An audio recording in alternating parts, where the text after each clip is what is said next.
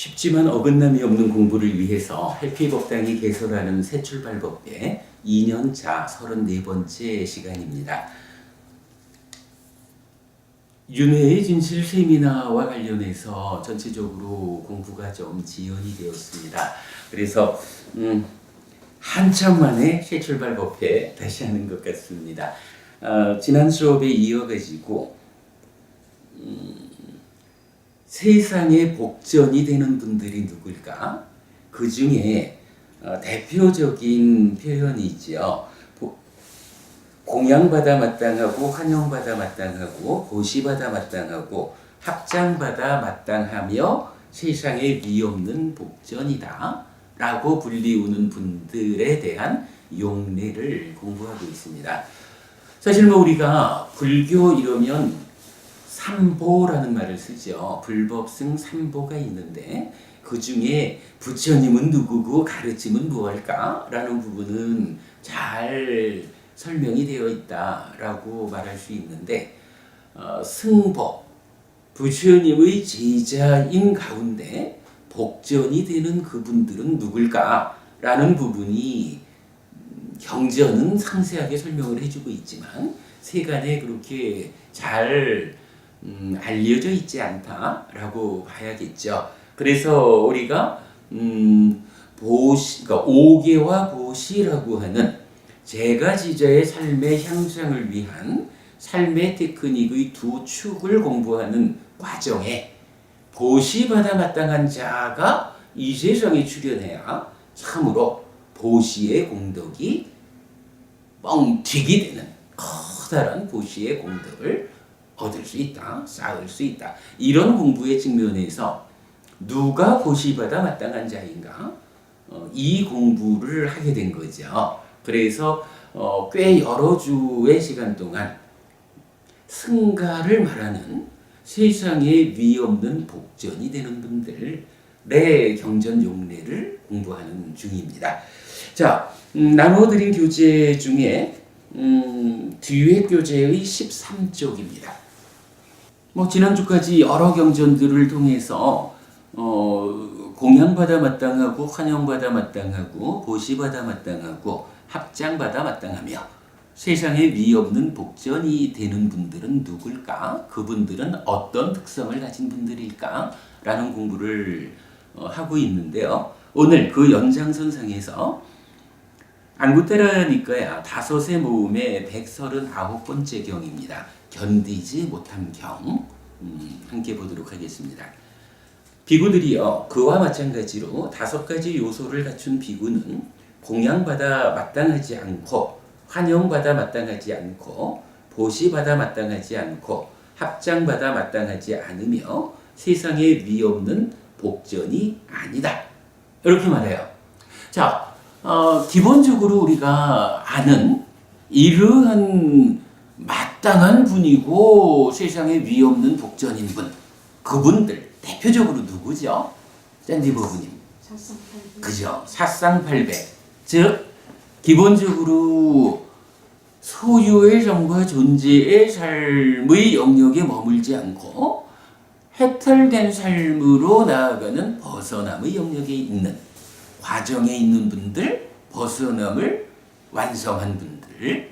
이래서 예류자, 일례자, 불환자, 아라한이라는 사쌍의 성자가 있는 거죠.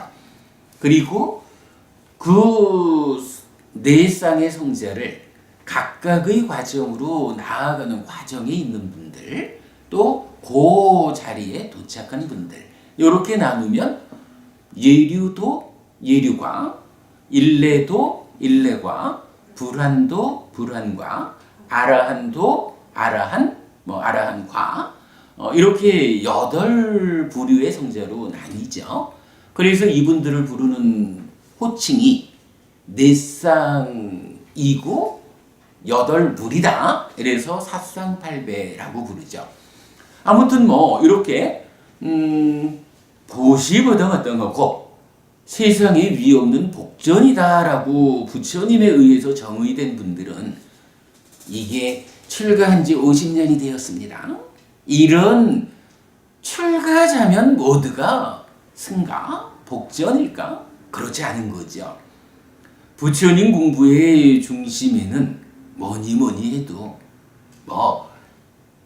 그러니까 욕계를 넘어서서 색계, 무색계라는 존재의 삶으로 올랐자 그러한 공부는 부처님 가르침 아닌 다른 스승의 가르침에 의해서도 가능하죠.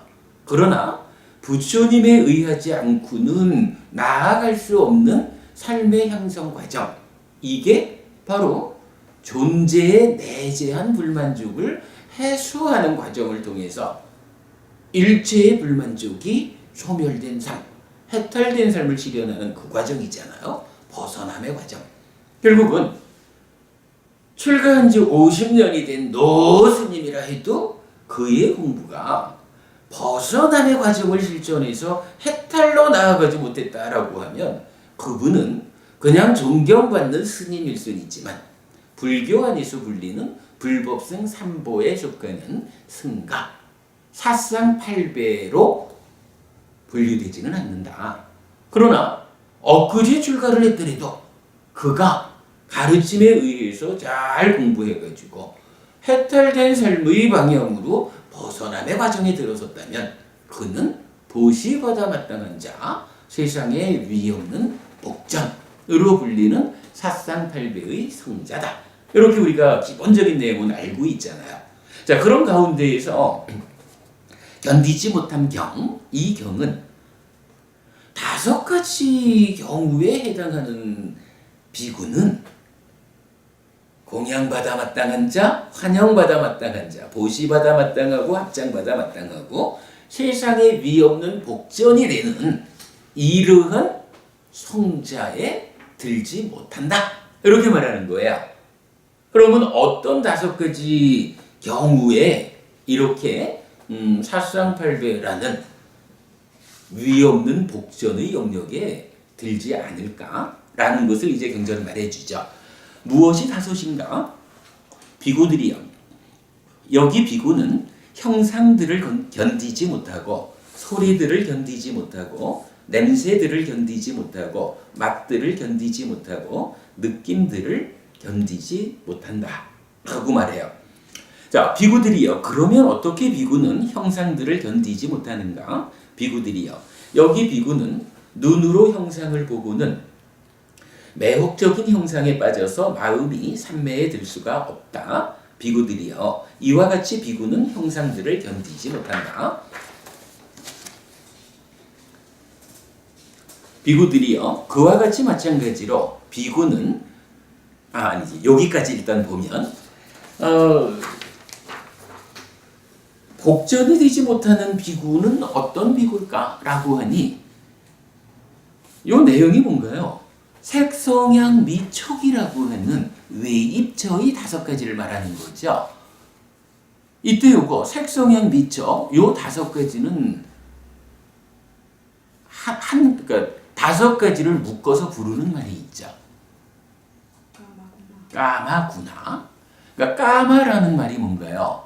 뭐 소유를 말하는 거죠. 우리 욕자로 번역하는. 그래서 소유적 사유 이렇게 까마라는 단어를 쓰고 있는데 경전은 까마구나라는 말로 색성향 미촉.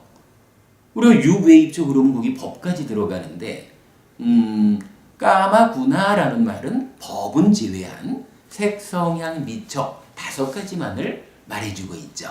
이것이 까마의 대상이다. 소유적 사유의 대상이 되는 것이다. 소유적 삶의 영역이다. 이렇게 말하는 거죠. 이럴 때 이 5가지는 뭔가요? 사실은 이게 몸 밖에 있는 물질적인 몸 밖의 물질적인 존재를 총괄해가지고 색성향 미촉으로 구분하고 그것을 부르는 말이 까마구나, 소유적 사유의 대상. 바라문경 같은 경전에서는 그래서 직접적으로 이 5가지 까마구나가 성스러운 줄에서는 세상이라고 불린다. 뭐 이렇게도 나오잖아요. 그러니까 삼다라는 것을 내가 나 아닌 것들인 세상과의 만남으로 삶을 설명한다라고 할 때 나 아닌 것으로의 세상이라는 것이 무엇일까? 라고 말하면 결국은 존재하는 세상이라는 것은 보이는 거든 들리는 거든 맛보아지는 거든 냄새 맡아지는 거든 순서가 바뀌었네요. 그리고 느껴지는 거 이렇게 물질적으로 존재하는 것들이 세상이다 이렇게 말해주잖아요. 자, 그런 가운데 이렇게 위없는 복전이 되지 못하는 비구는 색성향 미촉이라고 하는 까마구나 소유적 사유의 대상 달리 말하면 세상과의 만남의 자리에서 어떻다는 거예요? 견디지 못한다 이렇게 말을 해요. 그 견디지 못한다라는 것의 구체적인 내용이 밑에서 읽은 거 눈으로 형상을 보고는 매혹적인 형상에 빠져서 마음이 삼매에 들지 못한다 이렇게 말하는 거죠. 그러니까 삼매라고 하는 수행 과정을 통해 가지고 삶을 향상으로 이끌지 못하는 그러한 삶의 방법을 색성향 미촉에 견디지 못한다 이렇게 말을 하는 거죠. 짠디버부님 요거 이 견디지 못한다라는 표현과 좀 직접적으로 연결시킬 수 있는 경전이 있다면 어떤 경전이 생각날까요? 경전이 있다면 학습. 어저께 그 얘기가 나왔었어요. 비구니 아니 그 얘기할 때 보리단경이라는 경전이 있었죠. 보리단경이 뭔가요? 이거 우리가 말입니다. 보통 세상을 산다는 게 뭐 보이는 거를 보고 들리는 걸 듣고 냄새 맡아지는 것을 냄새 맡고 맛보아지는 걸 맛보고 느껴지는 걸 느끼고 또 물질 아닌 어떤 것들과 그것을 대상으로 아는 일을 하는 거. 그러니까 안이비설신의 색성향 미촉법 요 대응 관계가 사는 거잖아요. 그럴 때요. 안이비설신의 눈, 귀, 코, 여, 몸, 마음이라고 하는 요거하고 그 상대방이 되는 색성향 미촉법하고 이 둘 중에 누가 삶의 주도권을 가질까요?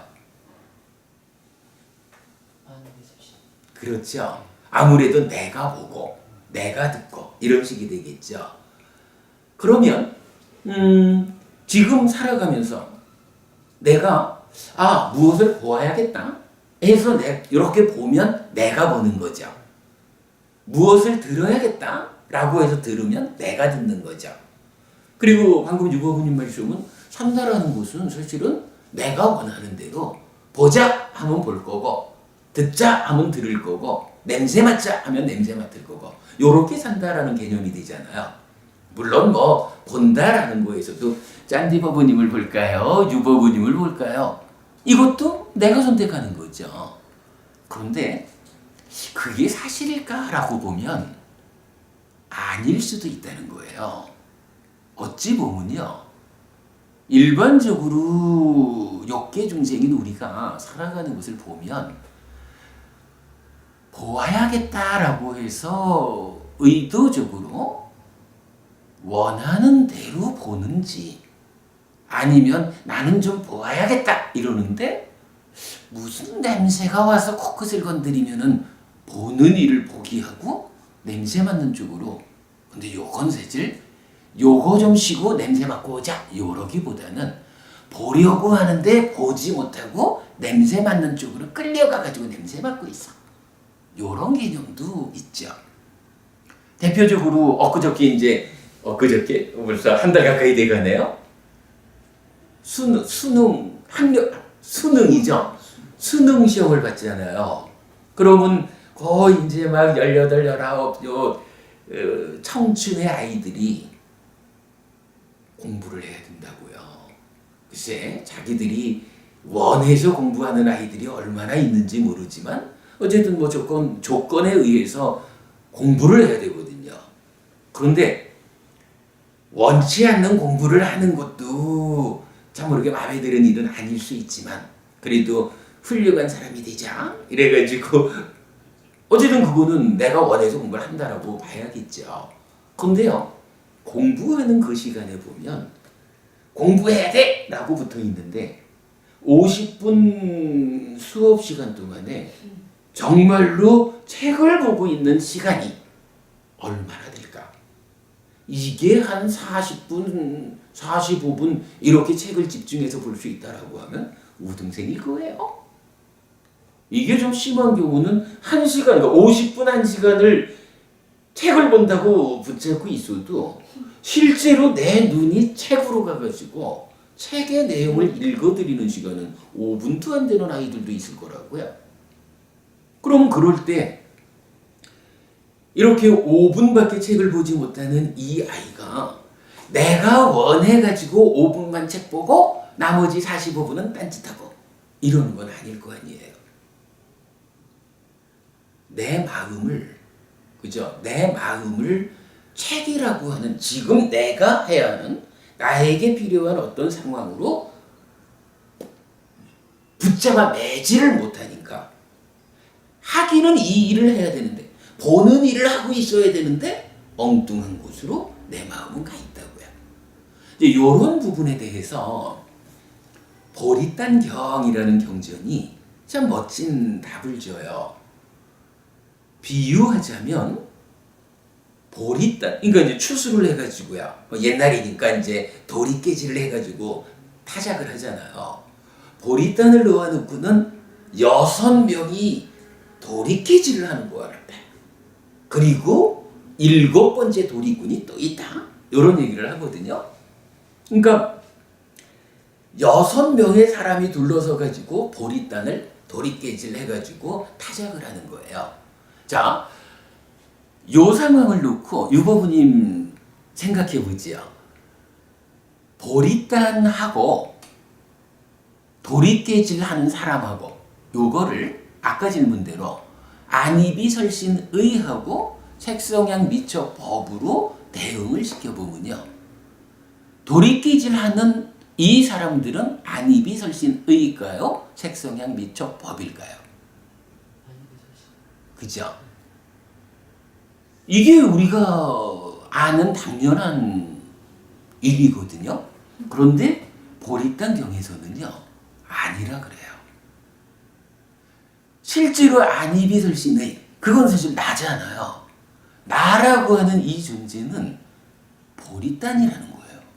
그래서 6명의 도리깨꾼이 두들겨 패는 대로 맞는 일을 하고 있는 거예요.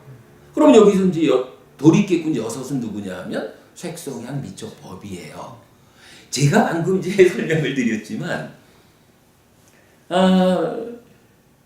만약에 안이비설신의가 즉 내가 도리깨꾼이라면 내가 원하는 대로 보자.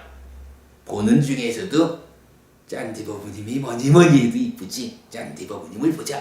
이렇게 내가 원하는 대로 살아가야 되거든요. 원하는 대로 들어야 될 거고 원하는 대로 냄새 맡아야 될 거고 내가 원하는 대로 나의 삶이 대상을 선택해가지고 사라져야 된다고요. 근데 현실은 아니라는 거예요. 현실은 책을 봐야 되는데 무슨 소리가 들리면 책보다 말고 소리가 와서 귀를 딱 때리니까 아이고 아파라 하면서 소리에 두들겨 맞아가지고는 귀로 쫓아가는 거예요. 어디서 달콤함은 맛인가? 좋은 냄새가 싹 콧구멍을 자극하면 보다 말고는 콧구멍을 한 번 두드려 맞아가지고는 나도 모르게 끌려가서 무슨 냄새지? 이러고 있다는 거예요. 근데 이제 문제는요. 아무리 색성향 미처법과 안이비설신의가 그런 관계라 해도 그래도 산다라는 일에서 누가 살아? 라고 하면 색성향 미처법이 사는 건 아니라고요. 안이비설신의인 내가 색성향 미처법을 대상으로 살아가는 거죠. 그런데 일반적으로 중생들의 삶의 현실은 내가 살아가는데도 불구하고 대상이 되는 색성향 미처법이 와서 도리깨질 두들겨 파는 대로 맞아가면서 맞는 그 자리에 아이고 아빠랑 누가 때렸나? 하고는 쫓아가서 그거 붙잡고 뭐지? 이래고 살아간다는 거예요. 그러면 그 얘기가 뭐예요? 삶이라는 것이 능동적으로 나를 주인공으로 사라지지 않는다.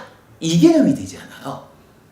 그런 상황을 보리당경에서 말해주고 지금 이 경, 견디지 못한 경에서 하는 말씀이 뭐냐 하면 살아가는데 눈으로 형상을 보고는 매혹적인 형상에 빠져가지고 와 되게 이쁜가? 이래서 거기에 내 눈이 끌려간 거지 뭐. 그래가지고 내가 그래도 삶을 향상하기 위해서는 호흡을 붙잡고 삼매에 들자. 삼매 위에서 깨달음으로 나아가는 이어지는 수행을 하자. 이렇게 해서 삶을 향상해 가야 되는데 눈을 때리면 눈에 보이는 그 형상의 매혹에 빠져가지고 삼매로 삶을 이끌어가지 못하고 그리 끌려간다는 거예요.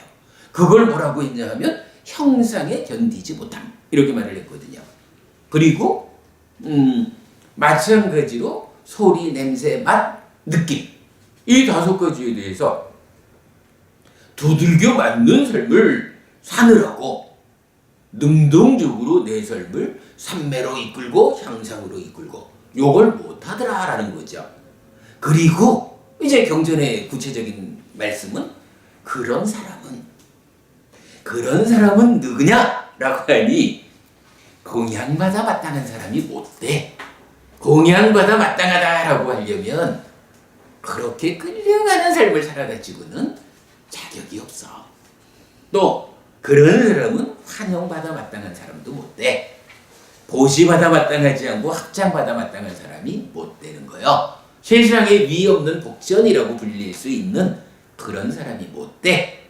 이런 사람은 그저 공부하지 못해서 수행하지 못해서 살아가는 가운데 색성향 미촉을 여기서 말했죠. 세상으로 법을 빼고 색성향 미촉이라는 몸 밖의 세상이 어떻게 움직여가느냐, 어떤 조건으로 나한테 부딪히느냐에 따라서 그 조건에 휘둘리는 중생의 삶을 살고 있을 뿐이지 그런 사람을 세상에 위 없는 복전이라고 나는 말하지 않아 라고 부처님 알려주는 거죠.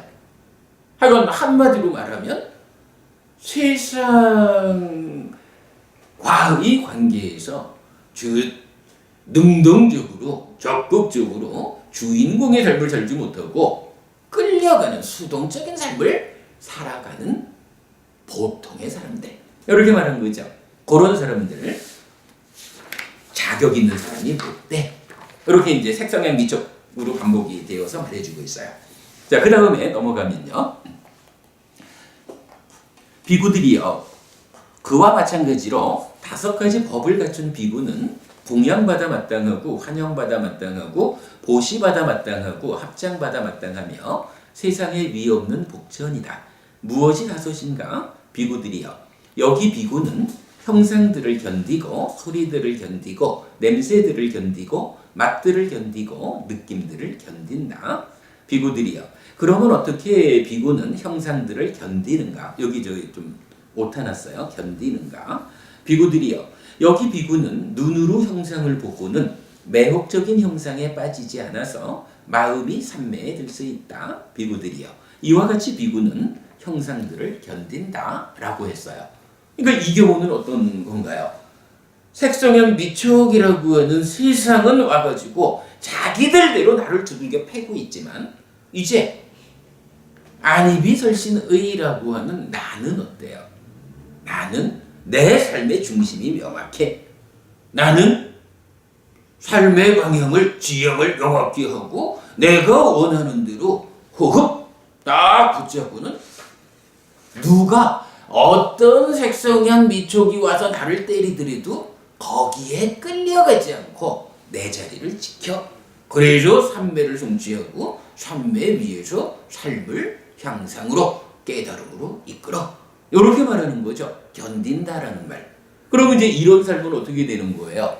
앞에는 보리당경의 비유에 의해서 보면 그냥 중생들의 삶이라는 것이 색성향 미촉법이라는 도리깨꾼들이 와가지고 때리면 두들겨 맞으면서 누가 때렸을까 하고 쫓아가는 이런 삶을 사는 수동적인 인간이지만 이제 이렇게 그걸 견딘다라고 하는 것은 어떤 이야기예요? 아무리 와서 도리깨질을 해가지고 나를 끌어내리려고 해도 내가 충분히 힘이 있으면 부딪히면 부딪히는 대로 누가 나에게 부딪혀 왔나 보다라고 그냥 알고 그리 끌려가지 않는 거지요. 나는 지금 책을 봐야 하는 입장에 있기 때문에 공부해야 되는 입장에 있기 때문에 어떤 소리가 와서 귀를 때려도 나는 소리가 때리는 그쪽으로 아이고 아파 누가 때렸나 하고 쫓아가지 않고 내 마음은 그대로 내가 해야 되는 책을 보는 일에 머물러 이런 아이가 공부 잘하는 아이죠. 삶을 향상으로 이끌죠. 여기서는 이렇게 부딪혀오는 것들을 잘 견뎌냄으로써 내 삶이 내가 지향하는 그대로의 삶을 살아내는 능동적이고 적극적이고 한마디로 주인공의 삶을 사는 그런 부분을 묘사하고 있는 거죠. 그럼으로써 삼매에 들고 삼매에서 더 향상된 삶으로 나아간다. 이렇게 말하는 거죠. 그래가지고 이제 이렇게 세상이 부딪혀 오는 그것을 잘 견디어 방어함으로써 주인공의 삶을 살아내는 이런 사람이 누구라고 하니까 바로 공양받아 마땅하고 환영받아 마땅하고 보시받아 마땅하고 합장받아 마땅하며 세상에 위없는 복전이다. 이렇게 말하는 거죠. 그러면 어때요? 사쌍팔배라고 하는 부처님 제자들 가운데 벗어남의 영역에 들어선 그 성자들의 삶은 어떠할까? 라고 하니 색성현 미촉이 부딪혀오면 아무래도 우리가 산다라는 게 이 몸으로 살아가는 거니까 이 몸으로 산다라는 자체는 보고 듣고 냄새 맡고 맛보고 느끼면서 살아가는 게 이 몸으로의 삶이죠. 그럴 때에 보여지는 거, 들리는 거, 냄새 맡아지는 거, 맛보아지는 거, 느껴지는 것에 끌려가는 삶을 사는 게 아니라 내가 능동적으로 주인공이 되어가지고 나한테 필요한 대로 보고 듣고 냄새 맡고 하고 보는 것 가운데에서도 내 삶에 이익되는 것을 선택적으로 보아낼 수 있는 이러한 사람들이 사쌍팔배라는 벗어남의 영역에 든 성자고 그분들이 바로 이렇게 보시받아 마땅한 세상에 위없는 복전이 되는 분들이다. 이렇게 정의해 주는 거죠. 보리땅경하고 연결하니까 의미가 좀 명확하게 드러나죠. 요 개념 중요하게 좀 보았습니다. 자, 그 다음에 다음 경으로 넘어갑니다. 안구따라 니까야 다섯의 모음 140번 경입니다. 듣는 자경입니다.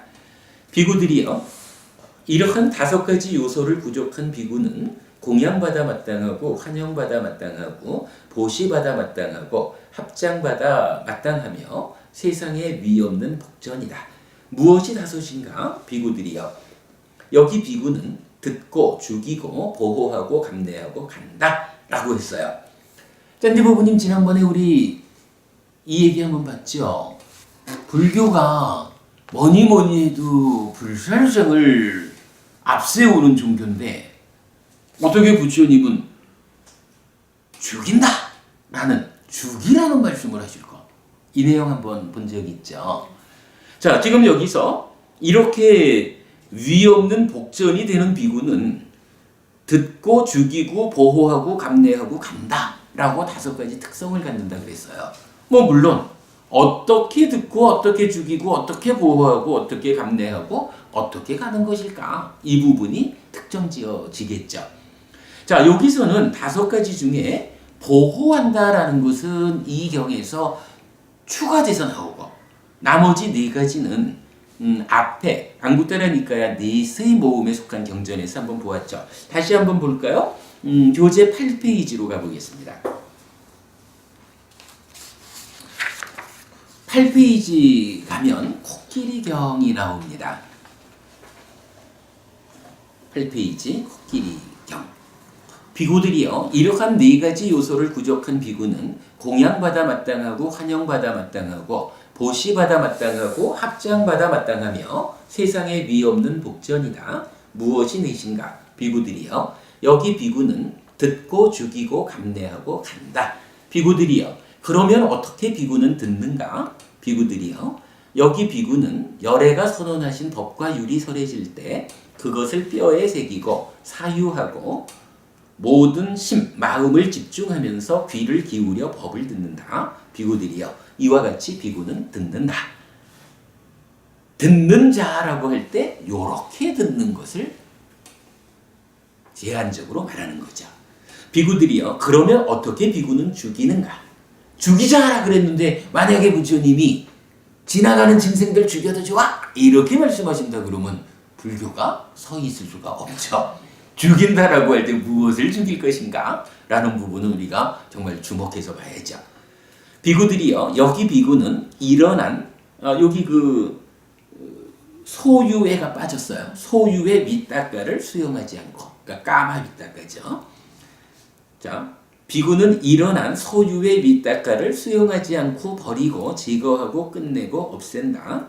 일어난 분노의 밑닦아를 일어난 폭력의 밑닦아를 일어나고 일어나는 악한 해로운 법들에 대해 그것을 수용하지 않고 버리고 제거하고 끝내고 없앤다. 비구들이여. 이와 같이 비구는 죽인다. 그러니까 죽이라고 부처님 말씀하시는 것은 지나가는 짐승들 다 죽여! 이렇게 살생을 허용하는 말씀을 하시는 게 아니라는 거죠. 오직 나의 내면에서 밑닦아, 밑닦아 설명은 생략하죠. 나의 삶이 가래의 형성 과정을 거쳐가지고 색성향 미처법이라는 원래의 대상한테로 되돌아 올라올 때, 이때에 가래의 형성 과정에서 생겨나는 소유거나 분노거나 폭력이거나 이런 것을 싣고 올라오게 되면 어때요? 그것이 그대로 행위로 연결되어 가지고 악업을 지어서 괴로움을 만들잖아요. 그러니까 기본적으로 위닦아라고 하는 요놈을 잘 관찰해 가지고 이 위닦아에 소유가 실려오고 분노가 실려오고 폭력이 실려온다면 그러한 위닦아는 죽여라 이러는 거죠. 근데 죽이라는 것이 어떻게 하라고요? 수용하지 않고 버리고 제거하고 끝내고 없앤다. 이렇게 말하는 거죠. 요것이 비구가 죽여야 하는 것의 내용이죠. 요거 말고 엉뚱하게 지나는 강아지 빵 걷어서 죽이면서 부처님이 죽이라 했는데 뭐 요렇게 하는 것은 어리석음이죠. 자, 그 다음에 비구들이여. 그러면 어떻게 비구는 감내하는가? 비구들이여. 여기 비구는 추위와 더위와 배고픔과 목마름과 날파리, 모기, 바람, 떼약볕, 파충류의 다음과 고약하고 언짢은 말들을 참아낸다. 몸에 생겨난 괴롭고 날카롭고 거칠고 찌르고 불쾌하고 마음에 들지 않고 생명을 위협하는 경험들을 감내한다. 비구들이여. 이와 같이 비구는 감내한다. 요거 말씀드릴 때 감내하라 그래서 무조건 참아라. 오직 참는 것만이 능사다. 이렇게 말하는 건 아니라 그랬죠. 예를 들어서 날파리, 모기 뭐 이래면 요 대표적으로 모기에 대해서 어떻게 대응하라는 말씀이었죠. 기본적으로는 모기가 생기지 않도록. 예, 생겨나지 않도록 나한테 접근하지 않도록. 그래서 우리 참 요새는 참 보기 힘들지만 우리 어릴 때만 해도 모기장 치고 살았잖아요. 그러니까 모기라는 것이 나한테 접근하는 내 삶에 간섭해가지고 아픔을 주면 그 아픔을 피하기 위해서 살생하는 요런 상황까지 가지 말고 미리 모기장을 치든지, 요새는 또 뭐 이렇게 몸에 바르는 모기들이 접근하지 못하게 하는 약들도 많잖아요. 뭐 어떤 방법으로든 기본적으로는 그들이 내 곁에 오지 못하게 미리 대응을 하고, 그런데도 불구하고 모기가 딱 왔다라고 하면 너 이렇게 잡으면 안 된다는 거죠. 어쨌든 생명을 죽이면 안 되죠. 그러니까 기본적으로는 선제적으로 대응해서 그들이 나의 삶에 방해를 가하지 않도록 하는 것이 옳고, 그런 가운데도 찾아오면 에이쿠 그래도 내가 조금 아픔을 감내함으로써 살생의 업을 짓지 않는 것이 옳지 뭐라고 그때는 참아내야 된다. 이렇게 말하는 거죠. 뭐 감내하라 이래가지고 무조건 피보시한다. 뭐 이런 식으로 그들을 허용하라는 말로 이해하지는 않아야 됩니다. 그래서 현대사회에서는 네. 예를 들어 모기 같은 그런 동물이 어떤 병의 매체가 돼가지고 전염병을 확산한단 말이에요.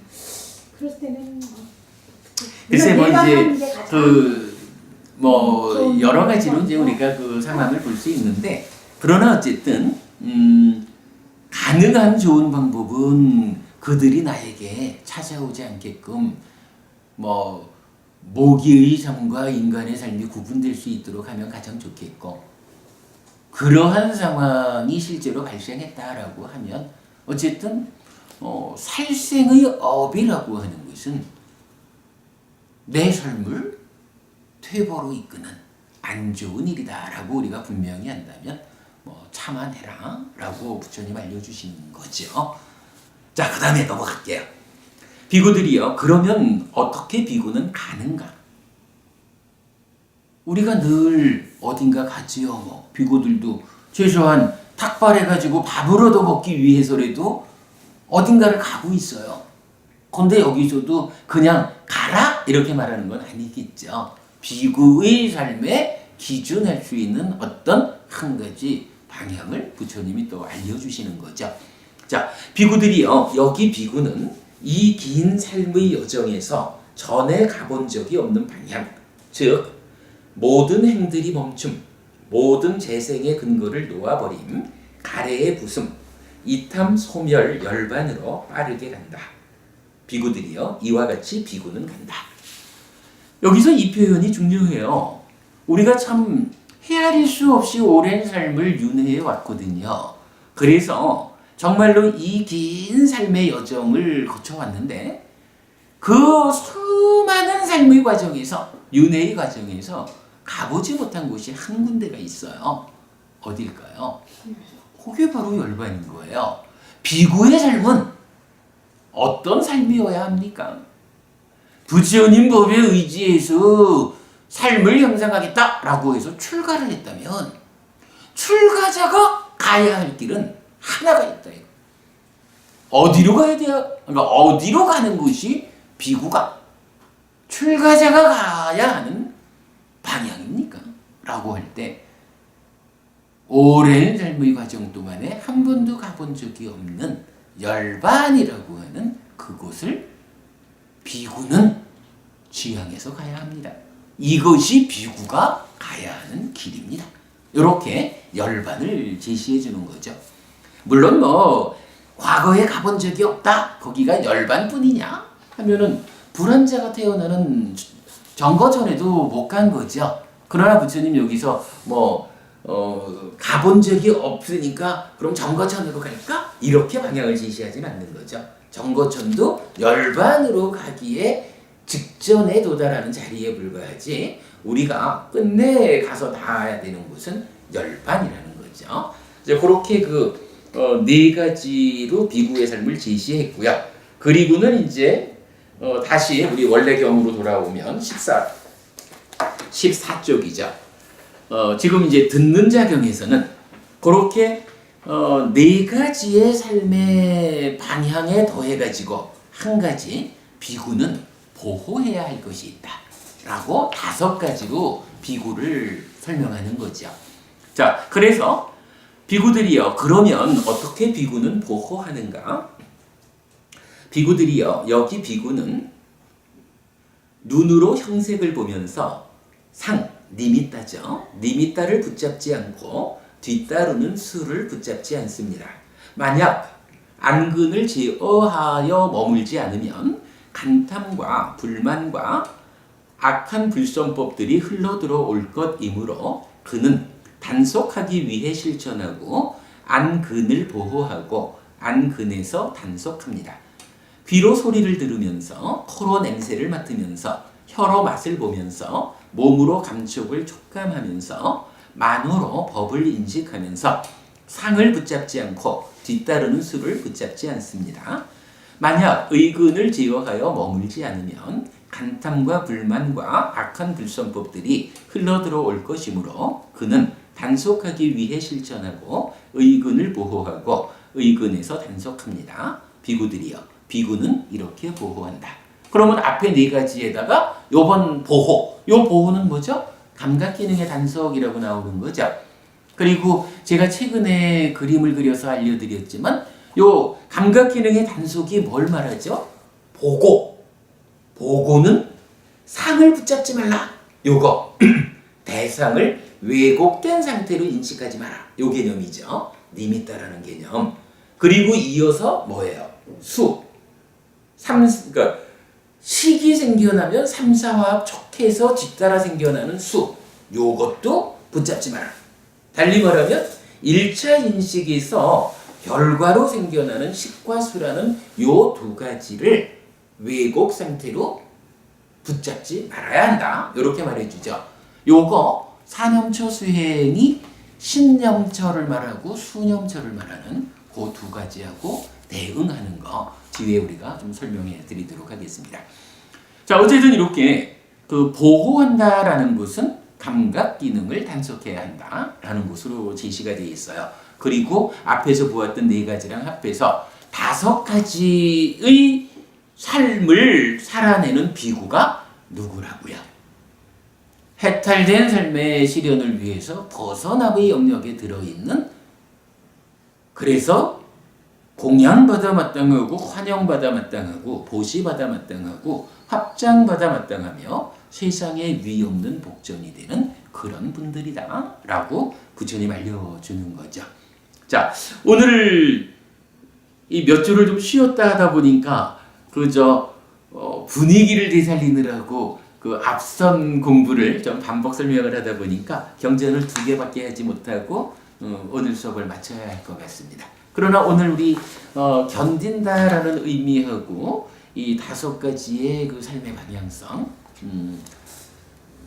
정말 보시받아 마땅하고 세상에 위 없는 복전이 되는 분들에 대한 정의 2가지 형태로 알아보았습니다.